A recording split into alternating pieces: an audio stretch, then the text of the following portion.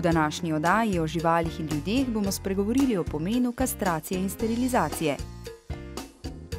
Predstavili vam bomo terapevtske ribice. Spoznali bomo zanimiv poklic – sprehajalka psov.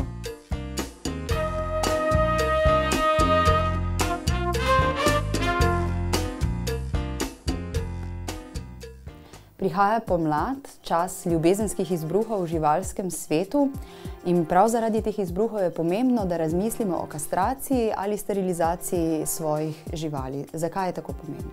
Ja, poglejte, pomembno je predvsem zaradi tega, ker hormoni, kateri pač povzročajo gonitve pri mucah in pa muckih, pri psičkah in pa pri psičkih, so v bistvu, bom rekel, ne moremo tega pospeševati tako kot pri ljudeh. Tu gre v bistvu za preživetje, za ohranitev vrst živali in zato je narava poskrbela in so te mehanizmi samih gonitev in samega parjenja specifični. Poglejte, mucek, na primer, samček zazna gonečo samičko lahko tudi na 500 metrov na kilometer ali pa še več daleč. In takrat se pri njemu zbudi ta hormonalni sistem in njemu se, če rečem čisto po domače, se mu začne mešati.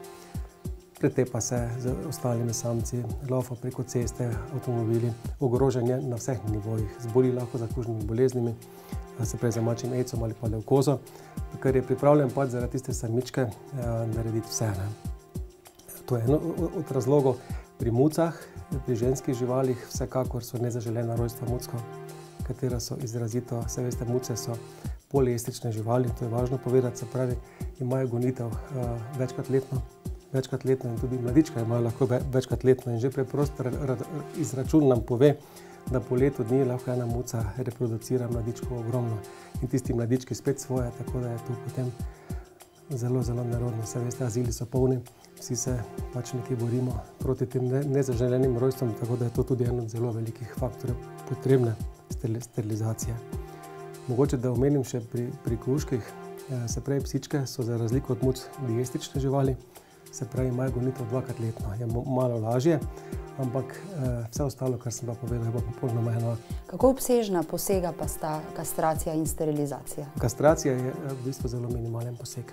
To je res minimalen, velja in za mucke, samčke in za kužke zelo minimalen. Sterilizacija je poseg malo hujši, se pravi zaradi tega, ker odstranimo jajčnike, kateri ležijo v trebušni votlini in tudi zaradi tega, ker je pač trebušna stena prerezana, je poseg nekaj bolj zakompliciran in tudi za žival malo bolj naporen. Vsekakor pa stremimo k temu danes v dobi moderne kirurgije veterinarske, da se dela minimalno invazivno. To pomeni, da minimalno obremenimo pacienta, da so rane minimalne, pri laparoskopski ali katerikoli drugi metodi minimalno invazivne kirurgije. Veste, da je mogoče rana operacijska pri eni psički lahko velika, tam ne več do 1,5 cm. To vam pove tudi to, da je psička čez dan, dva popolnoma normalna, kot da sploh ni bila operirana, tako da je to velika razlika kot pred leti, ko se je dogajalo, da so na primer operirali tako, da so prerezali cel trebuh in normalno, da je bilo tam možnosti zapletov več, bolečinska stanja, žival je rabila kar par dni, da je prišla k sebi. Vsega tega sedaj ni. Kdaj pa je primeren čas, da se odločimo za kastracijo ali sterilizacijo živali? Pri psičkah je idealno, da se izvrši pred prvo gonitvijo ali pa takoj po prvi gonitvi. Se pravi, psičke ponavadi se začnejo goniti tam nekaj od 6. meseca naprej in tako, da pri 6 mesecih že naredimo sterilizacijo. Teoretično bi lahko tudi prej, ampak po eni strani zakaj bi, ker je to še čisti otrok, je prava meja nekje pri 6 mesecih starosti. Mogoče je važno povedati, če je to, da za pravočasno narejeno sterilizacijo, se pravi pred ali pa po prvo gonitvijo, smo v bistvu preprečili rast tumorjev v starosti pri psičkah, pri ženskih živalih, kar je zelo, zelo pomembno. Pri samčkih pa velja popolnoma enako, kar se tiče prostate. Sploh psi so imajo izrazite bolezenske težave z povečanjem prostati, ko pridejo enkrat v leta, se pravi tam 9, 10, 11 let stari samci, začnejo krvavo lulati, kapljice krvi kapljajo, oteženo je lulanje, uriniranje, tako da tudi z kastracijo pravi čas smo vse te težave rešili. Kako pa se spremeni vedenje živali po kastraciji in sterilizaciji, če odmislimo tega, da ni več gonitev? Popolnoma nič. Pri samičkah tako ali tako ne. Marsikdo ima kompleks, mislim pri samčkih, misli, da bo zdaj kastriran samček, da bo postal tak miren, mislim, ne vem, takšen, da ne bo zainteresiran, da ne bo več nobene ostrine v njemu, popolnoma nič ne spremeni. Mucki prav tako lovijo miši, čuvajo svoj okoliš, ampak se ne pretepajo zaradi samičk, kar je zelo, zelo važno, ne. Veste, tako da, če imamo mi kastriranega samčka na dvorišču, bo on prvič ne bo plodil, se pravi muc, po drugi strani bo pa teren svoj čuval, da ne bo drug samec prišel noter. Tega se marsikdo ne zaveda, ne, tega mehanizma, se pravi, da je idealno imeti kastriranega samca nekje na dvorišču, ker on svoj teren obvladuje, ne pusti drugim noter, istočasno pa ne plodi samičk, ne.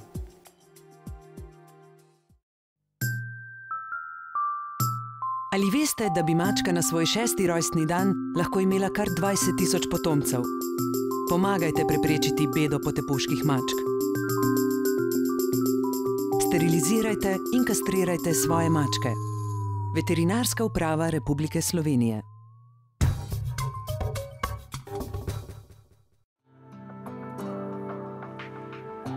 Vse pogosteje govorimo o uporabi domačih živali tudi v terapevtske namene. Številne raziskave v svetu v zadnjem času, pa tudi pri nas, so dokazale ugoden vpliv hišnih ljubljenčkov na fiziološka in psihološka dogajanja v človekovem organizmu. Relativno nova pri nas pa je uporaba ribice Gara rufa. Mi tukaj imamo v bistvu za lajšanje težav pri psoriazi. Uporabljajo se pa tudi za naravne pilinge, pedikuro, manikuro in tako dalje. Gara rufa spada v družino krapovcev. Najdemo jo na Bližnjem in Daljnem vzhodu, v velikih rekah Efrat, Tigris pa tudi v jezerih. Večjo pozornost ljudi pa so pritegnile tiste, ki prebivajo v termalnih vodah, predvsem v Turčiji.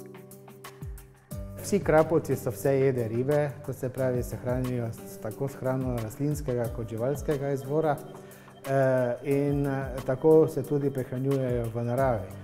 Medtem ko te ribe, tega Gara rufa, ki se je prilagodila na življenje v termalnih vodah, pa se nenehno srečuje z pomanjkanjem hrane, tako rastlinskega kot živalskega izvora, in nekje so začele izkoriščati to, da so se ljudje že stoletja namakali v teh termalnih vodah, plavali so koščki odmrle kože in so začele se dodatno prehranjevati tudi s tem.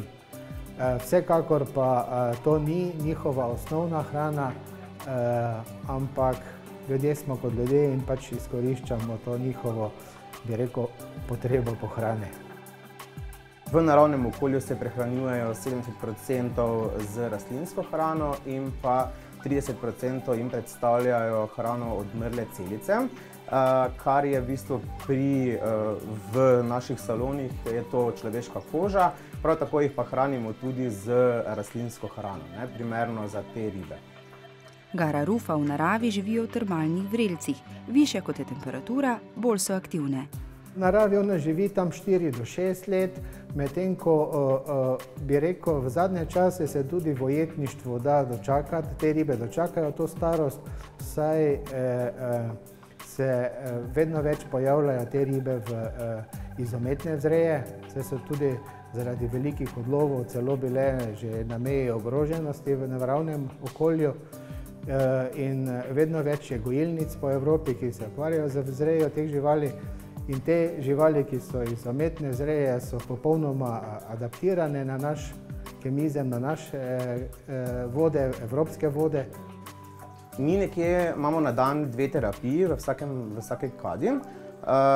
Eno zjutraj oziroma dopoldan, pa eno potem popoldan. Tako da vmes je čas tudi, da se voda prečisti, prefiltrira in pa tudi, da sama riba si malo pomore, glede zaradi encima, ker pri psoriazi je pomembno, ker ta riba vsebuje encim, ki v bistvu pri odstranjevanju odmrlih celic ga spušča z ribjo sluznico v kri in potem ta encim, imenovan detranol, zavira nastajanje žarišč. In ta encim se pri ribi v bistvu obnavlja 24 ur, ima ga pa na voljo tam za recimo 2 terapiji na dan.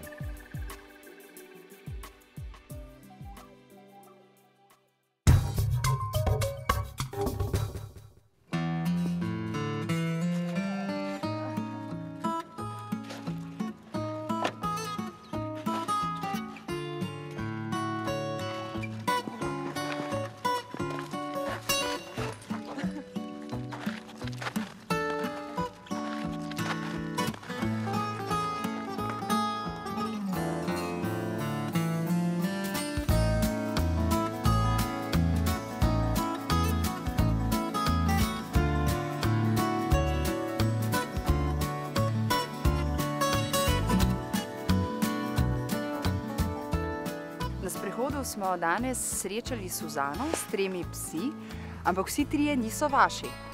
Ja, samo ena moja. Ta druga Flekica je psička, ki je v varstvu pri meni. Ta tretji pa se nam je pridružil na sprehodu. Je pa pes moja prijateljica. To je nekaj, s čimer se vi prav ukvarjate. Ste sprehajalka psov. Kako deluje to? To deluje tako, da ljudje pač me pokličejo, najamejo za sprehajanje svojega psa. Pač med tistim časom, ko so v službi, ali pa trenutno, ne vem, iz zdravstvenih razlogov ne zmorejo sprehoda, ali pa pač imajo toliko energičnega psa, da potrebujejo tek z njihovim psom. Koliko psov je trenutno v vašem varstvu? V varstvu imam trenutno samo eno psičko. Naenkrat jih lahko vzamem v varstvo tam 2-3 maksimalno, tudi zaradi prostorske stiske, bom tako rekla, ker teh zmogljivosti nimam še čisto izpolnjenih. Drugače sprehajam naenkrat ponavadi samo enega psa, razen če so psi iz istega krdela, takrat jih vzamem več, ali pa če so to psi, ki se med seboj poznajo. Želja po druženju z psi je bila prisotna že zelo dolgo. Imela sem pač prej že tudi 2 psički in v tistem vmesnem času, ko sem bila brez psa, sem pa začela razmišljati, da bi na tak način se družila z psi, s sprehajanjem. Kako pa poteka cela zadeva, ko vas pokliče lastnik psa? Kako se potem s psom spoznata, ujameta? Najprej skušam že skozi telefonski pogovor izvedeti pač čim več od lastnika, čim več informacij pridobiti, kakšen je ta pes, od velikosti do karakternih lastnosti, tudi pasma, ki sicer ni pomembna, ampak včasih je fajn vedeti. Potem, če ima kakšne zdravstvene težave, da si potem že neko sliko ustvarim, preden pridem k njim domov. Potem se srečamo bodisi na sprehodu, bodisi pri njih doma. V vsakem primeru gremo vsaj za 15-20 minut na sprehod, toliko da vidimo, kako se pes obnaša. V družbi, pač ko sreča drugega psa, ko sreča drugega človeka. Skratka, pač celoten potek gremo skozi, kaj točno si oni predstavljajo. Nekateri me v bistvu pokličejo že samo zato, da me spoznajo, da slišijo moj glas, potem, da me srečajo in se potem bodisi odločijo ali pa ne odločijo, oziroma to odločitev preložijo za nekaj časa. Kar se meni zdi zelo okej, ker to ni enostavno, da ti psa kar daš nekomu. Moraš vseeno pač človeka začutiti njegovo energijo oziroma pač videti, če je sposoben sprehajati psa ali ne. Kakšne so vaše želje vnaprej? Imeti še večjo skupino psov, ki jih boste sprehajali? Ja, seveda, mislim, želela bi si, ambiciozna sem, kar se tega tiče. Predvsem si pa želim sprehajati takšne pse, ki tudi sicer dobijo dovolj gibanja, dovolj naklonjenosti, dovolj pozornosti, da sem jaz samo podaljšana roka, ne pa namesto njih. Takšnih psov, ne da jih ne želim, ampak mi je žalostno.